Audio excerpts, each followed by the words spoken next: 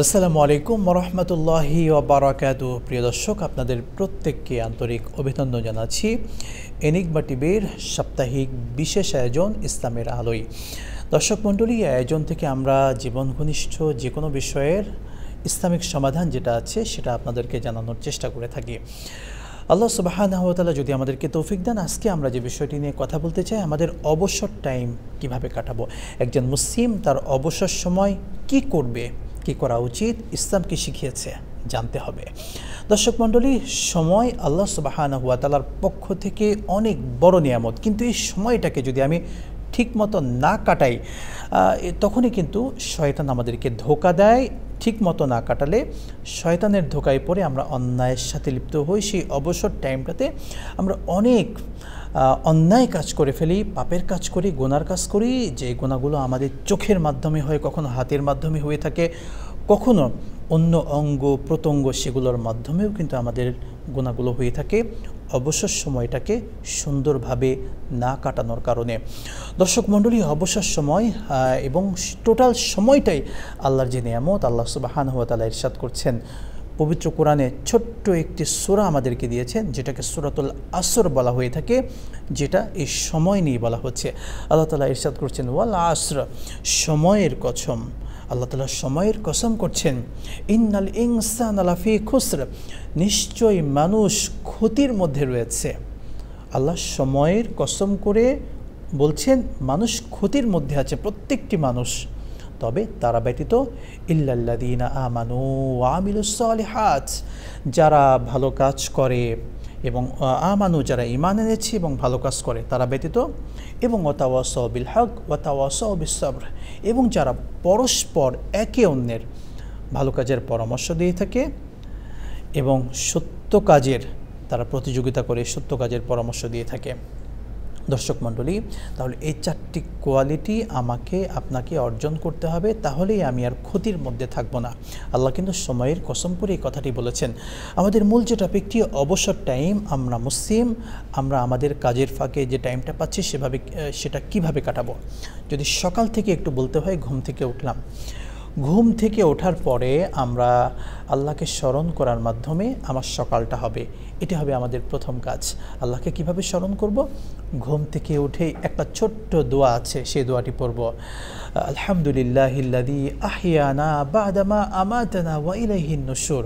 অর্থাৎ আল্লাহকে স্মরণ করব এভাবে যে, আল্লাহ আলহামদুলিল্লাহ, আমি আপনার শুকরিয়া আদায় করছি, আল্লাযী আহইয়ানা বা'দামা আমাতানা, যিনি আমাকে মৃত্যুর পরে পুনরায় জীবন দান করেছেন। অর্থাৎ ঘুমটাকে একটা মৃত্যু বলা হয়েছে। সারা রাত যে ঘুমালাম, এই ঘুমটা আমার জন্য একটা মৃত্যু। আল্লাহ তাআলা আমাকে আবার জীবিত করেছেন, সেই জন্য আমি এই পৃথিবীর আলো দেখতে পাচ্ছি। আল্লাহ যদি আমাকে জীবিত না করতেন তাহলে পৃথিবীর আলো কোনো অবস্থাতে আমি দেখতে পারতাম না। এই জন্য সকালবেলা উঠে আল্লাহর নামটা নিয়ে তার প্রশংসা করে আমার ঘুমটা ভাঙা, ঘুম থেকে উঠে নামাজ পড়ে সুন্দরভাবে কাটানো। এরপরে আমি যখন অফিসে আসি, নাস্তার পরে অফিসে আসার সময় আমার যে কাজটা করতে হবে, হয়তো আমি গাড়িতে থাকি, গাড়িতে বসে বসে প্রত্যেকের হাতে কিন্তু একটা ছোট্ট ফোন রয়েছে। আমরা চেষ্টা করব সেই ফোনের মধ্যে প্রত্যেকে কোরআনের অ্যাপস যেটি আছে সেই অ্যাপসটা রাখার জন্য, কিংবা আমি আমার গাড়িতে একটা কোরআন রাখার চেষ্টা করব, কিংবা একটা ইসলামিক বই রাখার চেষ্টা করব, কিংবা হাদিসের একটা বই রাখার চেষ্টা করব, কিংবা সাহাবীদের জীবনী নিয়ে অনেক সুন্দর সুন্দর বই আছে, তাদের জীবনের সুন্দর গল্প আছে যেটা আমাদের ঈমানকে আরও মজবুত করবে, এমন একটা বই রাখব। সকালবেলা এই কাজটা আমরা করব। অর্থাৎ অফিসে আসার সময় সেটা আমি পড়তে থাকব, সুন্দর বইটা পড়ব, গাড়িতে বসে বসে পড়ছি, জ্যামে আছি, পড়ছি। এরপরে আরেকটি কাজ সকালবেলা যেটি করতে হবে, আমাদের ঈমানটাকে আরেকটু মজবুত করতে বা অন্তরের যদি সকালবেলা প্রশান্তি আনতে চাই, সকালে একটু কোরআনে কারীমের তেলাওয়াত করব। অর্থাৎ ফজরের নামাজ পড়ার পরে আমি একটু কোরআনের তেলাওয়াত করে তারপরে আমার অন্যান্য কাজগুলো করব। এক্ষেত্রে আমার সারাটা দিন কিন্তু সুন্দর কাটবে। দর্শক, এটা গেল আমার সকালবেলা। এরপরে আমি যখনই একটু সুযোগ পাবো, আমার ফোনের মধ্যে যে কোরআনের অ্যাপস আছে, কিংবা আমার ফোনের মধ্যে বিভিন্ন ওয়াজ কিংবা ভালো ভালো কথা আছে বা কোরআন তেলাওয়াত আছে, সেগুলো আমি বের করে একটু শোনার চেষ্টা করব, মাঝে মাঝে একটু শুনবো। এবং যদি আমরা এই পরিকল্পনাটা প্রত্যেকেই করতে পারি যে আমি প্রত্যেক দিন একটু একটু করে কোরআন থেকে আমি প্রত্যেক দিন 5 পৃষ্ঠা করে পড়ব। আমি সকালবেলা প্রত্যেক নামাজ যখন পড়ি সেই নামাজের পরে আমি অল্প অল্প করে কোরআনের তেলাওয়াত করব। একটা পরিকল্পনা করি যে আমি 2 মাসে কোরআনে কারিমের তেলাওয়াত এটা খতম করব। আমার মনে হয় এটা অসম্ভব কিছু না আমার আপনার জন্য। 30 পারা কোরআন প্রত্যেক দিন যদি আমি, বেশি না 30 পারা না, প্রত্যেক দিন আমি যদি আধা পারা করে মাত্র 10 পৃষ্ঠা করে পড়ি, 2 মাসে আমার কোরআন কিন্তু খতম হয়ে যাচ্ছে। প্রত্যেক দিন 10 পৃষ্ঠা করে আমি কিন্তু পড়ব। কিভাবে পড়ব?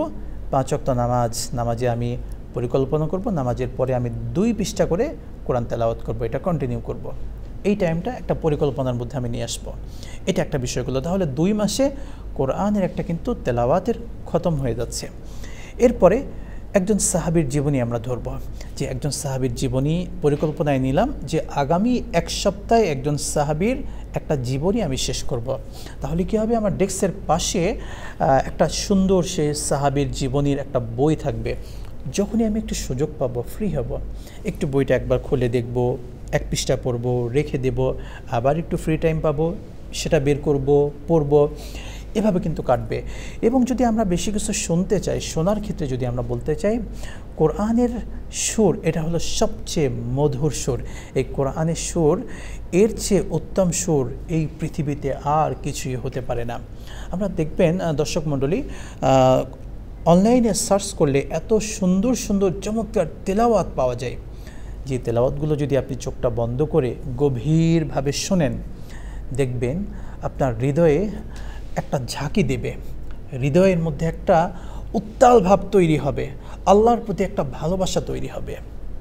তখন শয়তান আপনাকে ওয়াসওয়াসা দিতে পারবে না, আপনার অবসর সময়টা সুন্দরভাবে কাটবে।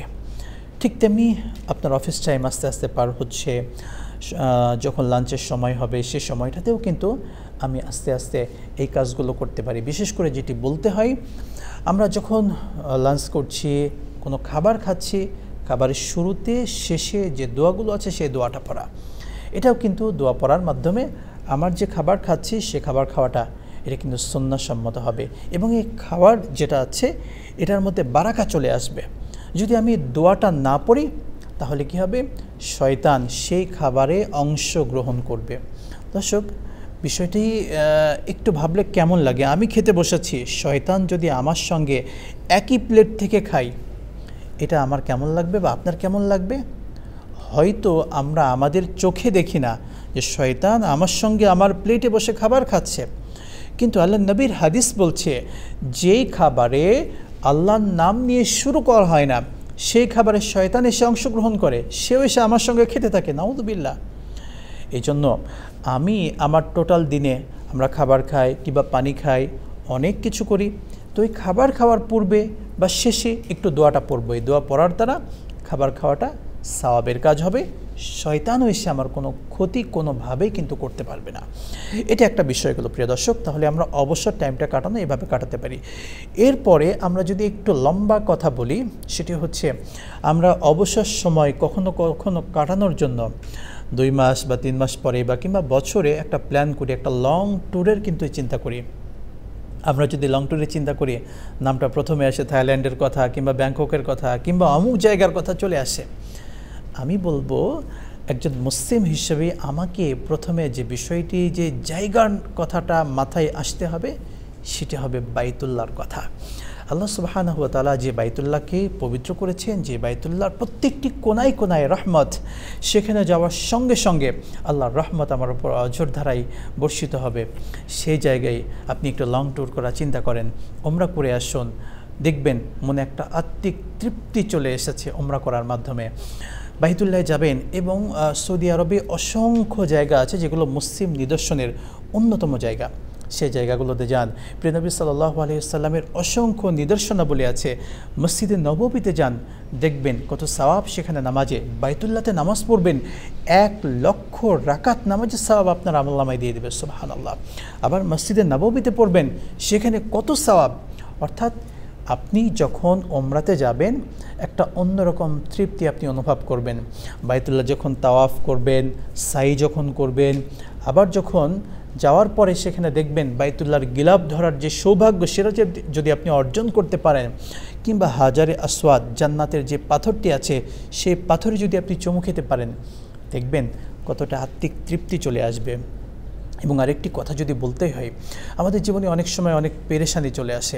আমরা দেখেছি অনেকের সন্তান হয় না, এটা নিয়ে অনেক টেনশনে থাকেন যে সন্তান হচ্ছে না, কি করব, কোন ডক্টরের কাছে যাব, কার কাছে যাব, কোন পীরের কাছে যাব, কোথায় গেলে আমার সন্তান হবে। তারা সেই দম্পতি পাগলপাড়া হয়ে যান। একটা সুন্দর পরামর্শ দিই, চলে যান আপনি, অবসর সময়টাও কাটবে, একই সঙ্গে বাইতুল্লায় যান, কাবার গিলাফ ধরে আল্লাহর কাছে একটু চান, দেখবেন আল্লাহ তাআলা আপনাকে নিরাশ করবেন না, আপনাকে সন্তান নিঃসন্দেহে দেবেন। কিংবা জীবনের বড় কোনো বিপদ, বড় কোনো অসুস্থতা, এমন অসংখ্য ঘটনা রয়েছে, সত্য ঘটনা আছে যে একজন অসুস্থ ব্যক্তি, সে ব্যক্তির ট্রিটমেন্ট এত করছে কিন্তু কোথাও কোনো কাজ হচ্ছে না, সে কোনো ভালো হওয়ার সম্ভাবনা নেই।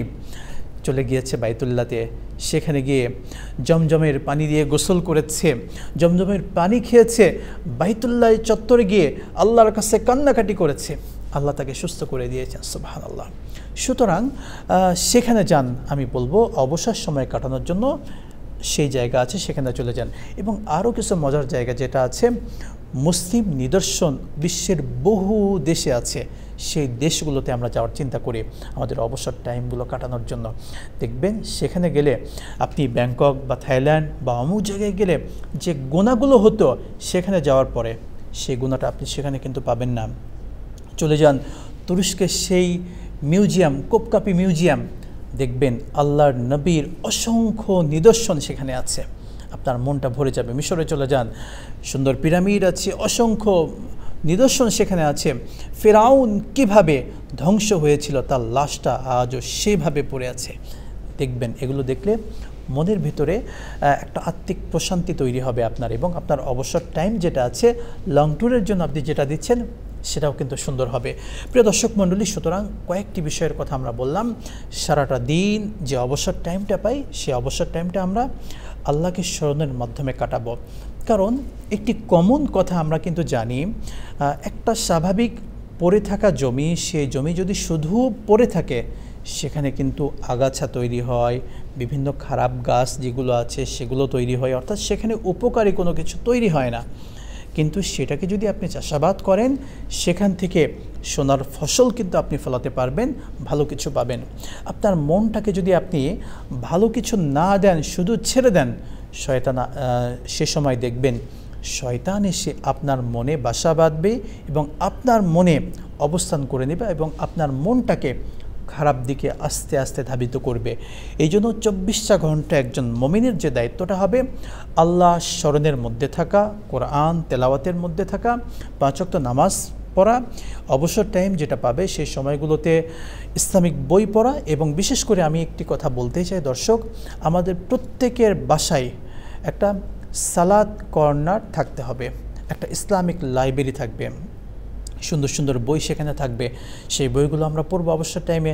রাত্রেবেলা ঘুমাতে যাওয়ার শুরুতে আমরা তো এখন ফোন যেটা আছে, অ্যান্ড এই ফোনগুলো এত পরিমাণ ইউজ করি, ফোনগুলো ইউজ করতে করতে এভাবেই ঘুমিয়ে যাই।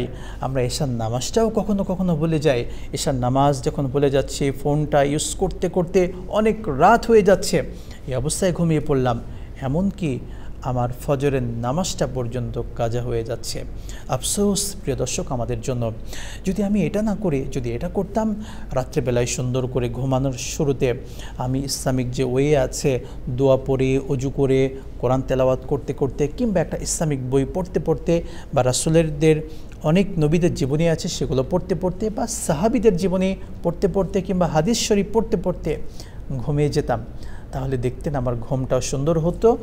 রাত্রিবেলায় ঘুমের মধ্যে আমরা যে খারাপ স্বপ্নগুলো দেখি, আমরা যেটাকে বলি বোবায় ধরা বা খারাপ দুষ্ট স্বপ্ন দেখা, যে স্বপ্নগুলো খারাপ জিন যারা আছে বা খারাপ কোনো কিছু তাদের প্রভাবে হয়ে থাকে, সেগুলো কিন্তু হতো না, বরং আমার স্বপ্নটা হতো সুন্দর স্বপ্ন, এবং এই স্বপ্নের মাধ্যমে এমনও হতো যে আমি নবীকে দেখার সেই সৌভাগ্য লাভ করতাম। দর্শক মণ্ডলী, আসুন এই বিষয়গুলো আমরা মেনে চলি। মহান রব্বে করিম আমাদের প্রত্যেক দিন সহ আমাদের প্রত্যেকটি ভালো কাজ বা ভালো সময় যেন আমরা ইসলামের আলোয় কাটাতে পারি সে তৌফিক আল্লাহ তাআলা আমাদেরকে দান করুন। আমরা আজকের মতো বিদায় নিচ্ছি। আমাদের এই সুন্দর আয়োজন এনিগমা টিভি একই সঙ্গে দোয়েলের ফেসবুক পেজ এবং ওয়েবসাইটে পেয়ে যাবেন সবসময়। আল্লাহ তাআলা আমাদের অবসর সময়গুলো কোরআন সুন্নাহ মতো পালন করার তৌফিক দান করুন। আল্লাহুম্মা আমিন। আসসালামু আলাইকুম ওয়া রাহমাতুল্লাহি ওয়া বারাকাতুহু।